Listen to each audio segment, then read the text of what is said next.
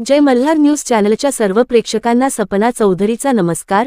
शहादा तहसील कार्यालयाजवळ 3.5 कोटी रुपयांचा पूल निधीचा अपव्यय, बिरसा फायटर्सची चौकशीची मागणी। नंदुरबार जिल्ह्यातील शहादा तहसील कार्यालय जवळील शहादा ते मामा महिदे रस्त्यावरील अंदाजे 3.5 कोटी रुपये निधीच्या पुलाच्या कामाची चौकशी करून कारवाई करावी अशी मागणी बिरसा फायटर्स नंदुरबार संघटनेकडून कार्यकारी अभियंता सार्वजनिक बांधकाम विभाग नंदुरबार व जिल्हाधिकारी नंदुरबार यांच्याकडे एका निवेदनाद्वारे करण्यात आली आहे। चौकशीच्या मागणीचे निवेदन तहसीलदार शहादा यांना देण्यात आले आहे। शहादा तहसील कार्यालयाजवळील शहादा ते मामा महिदे रस्त्यावर अंदाजे 3.5 कोटी रुपये निधीतून पुलाचे काम सुरू आहे।